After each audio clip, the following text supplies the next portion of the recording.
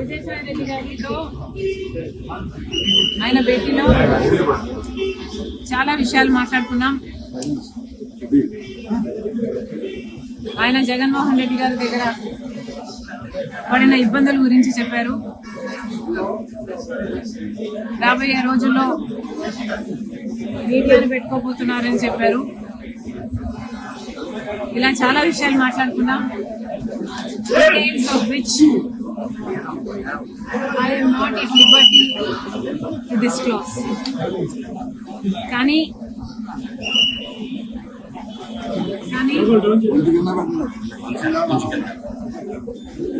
ఒక విషయం, నా బిడ్డలకు సంబంధించిన విషయం కాబట్టి, అది నా పర్సనల్ ఇష్యూ కాబట్టి దాని గురించి మాట్లాడే స్వేచ్ఛ నాకుందని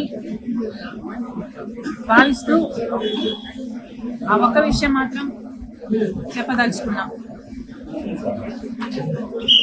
సాయిరెడ్డి గారు చెప్పిన ఈ ఇన్సిడెంట్ టైం లైన్ ఏమిటంటే, జగన్మోహన్ రెడ్డి గారు సొంత తల్లి మీద, అంటే మా అమ్మ మీద కంపెనీ షేర్స్ తనకే చెందాలంటూ లీగల్ గా కేసు వేసిన తర్వాత నేను కొన్ని వాస్తవాలను బహిరంగంగానే రాజశేఖర రెడ్డి గారి అభిమానులందరికీ తెలియాల్సిన విషయాలుగా కొన్ని విషయాలు నేను బయట పెట్టడం జరిగింది. దాని తర్వాత జగన్మోహన్ రెడ్డి గారు సుబ్బారెడ్డి గారితో, సాయిరెడ్డి గారితో కూడా ఒక ప్రెస్ మీట్ పెట్టించి, సపరేట్ గా ప్రెస్ మీట్లు పెట్టించి నేను చెప్పిన విషయాలన్నీ అబద్ధాలు అని వాళ్ళతో చెప్పించడం జరిగింది. దాని తర్వాత ఆఫ్ కోర్స్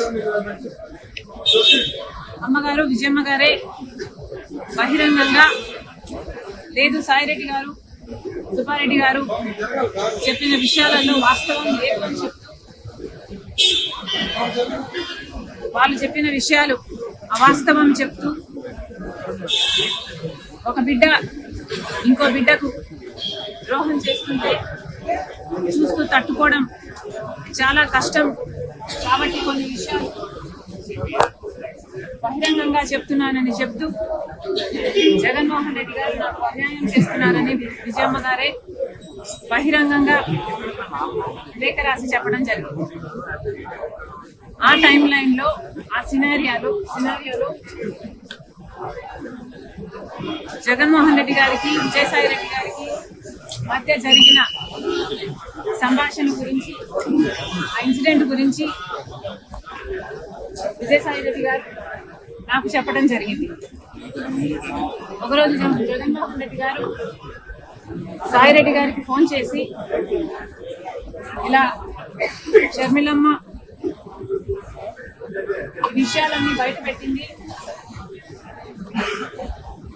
నువ్వు బహిరంగంగా ప్రెస్ మీట్ పెట్టి మీడియాలో షర్మిలమ్మ అబద్ధాలు చెప్తుంది అని చెప్పమని అడిగినట్లు విజయసాయి రెడ్డి గారు చెప్పారు. దానికి విజయసాయి రెడ్డి గారు సమాధానం చెప్పారంట, అలా ఎలా కుదురుతుంది సార్, రాజశేఖర రెడ్డి గారి ఇద్దరి బిడ్డలకు సమాన వాటా ఉండాలని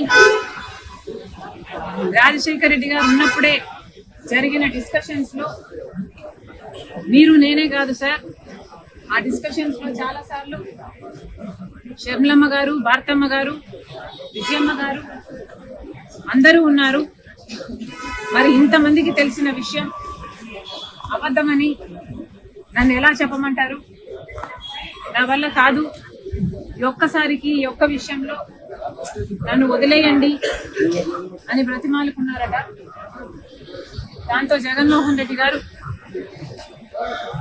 తర్వాత రోజుల్లో అదే విషయాలను సుబ్బారెడ్డి గారి చేత ప్రెస్ మీట్ పెట్టి చెప్పించడం జరిగింది.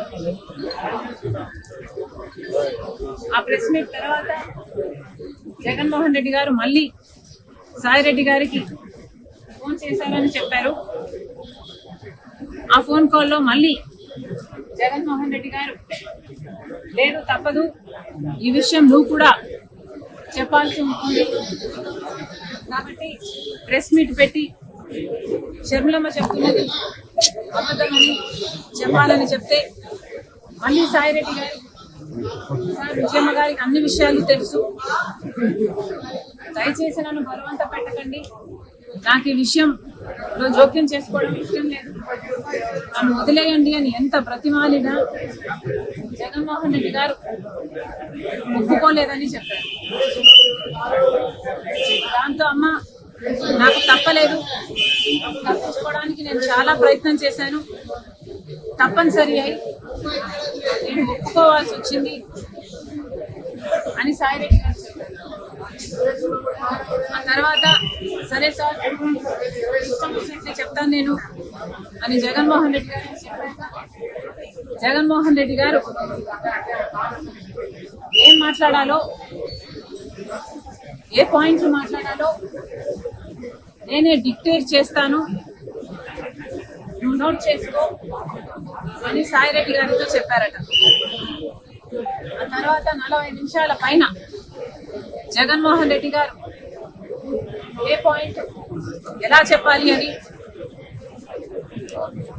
40 నిమిషాల పాటు జగన్మోహన్ రెడ్డి గారు డిక్టేట్ చేశారట. ఆ డిక్టేషన్ ను సాయి రెడ్డి గారు